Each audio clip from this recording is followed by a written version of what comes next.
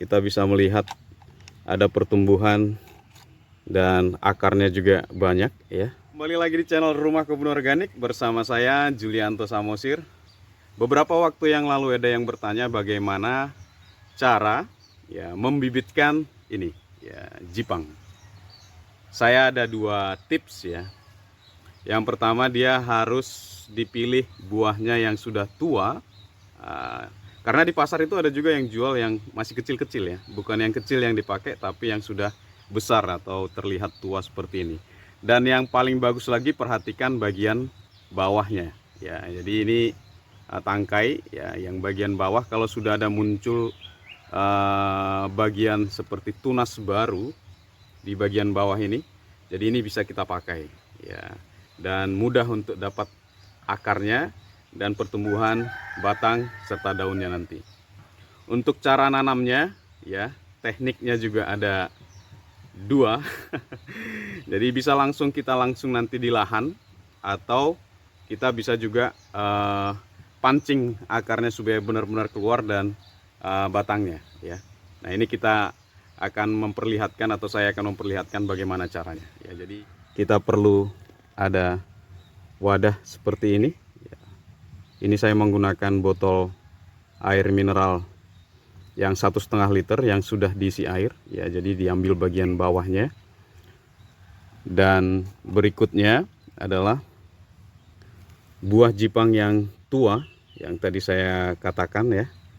Ini kita akan buat seperti ini ya. Jadi ini kan bagian bawahnya ya, dan kita isi seperti ini. Jadi posisinya dia nanti akan seperti ini ya, di bawahnya. Cuman kita perlu kasih pembatas ya.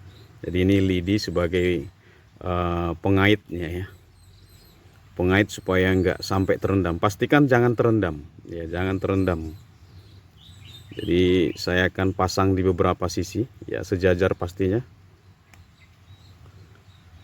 Saya akan, jadi ini menarik dan mudah sekali ya.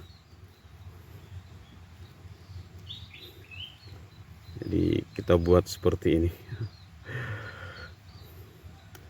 Ups ya, patah dia.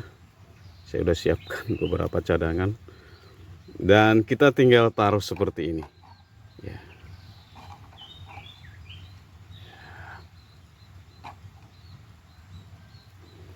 Jadi nanti posisi ada di bawah itu setelah tumbuh akar, air ini sebagai tempat dia tetap mendapatkan cairan ya, jadi bisa tumbuh ya.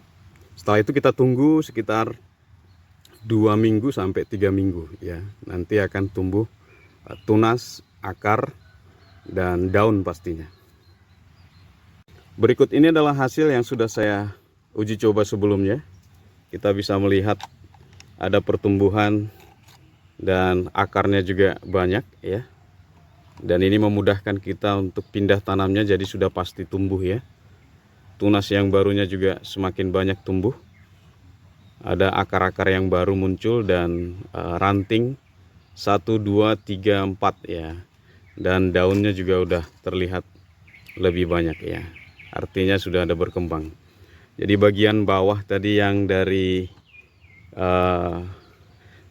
contoh yang kita lihat itu, yang ini ya, ini dia sudah pecah ya.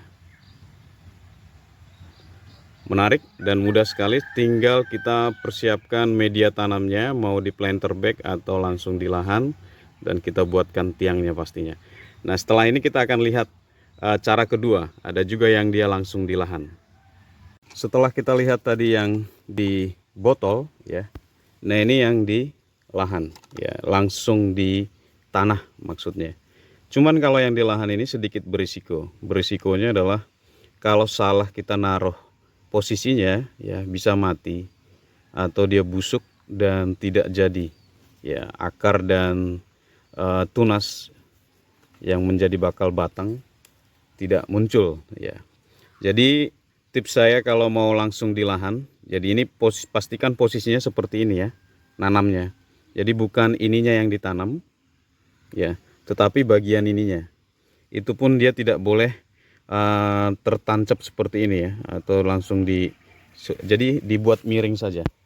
Jadi ini naruhnya seperti ini ya, dibuat seperti ini dengan harapan nanti bisa dari bagian tunas di sini muncul akar dan batang seperti ini ya. Jadi ini yang sudah besar ya. Ini saya yakin sudah pasti tumbuh ya, karena terlihat daun dan batangnya segar ya, dan ini sudah mulai merambat kemana-mana. Jadi saya tinggal buatkan ajirnya saja atau tiang penyanggahnya. Sementara yang ini terlihat lebih bagus yang langsung di lahan, sedangkan ini terlihat gosong ya, karena memang kena sinar matahari bagian atas. Tetapi yang kita mau dapatkan adalah bagian ini ya, bawah ini. Nah, ini tinggal pindah tanam.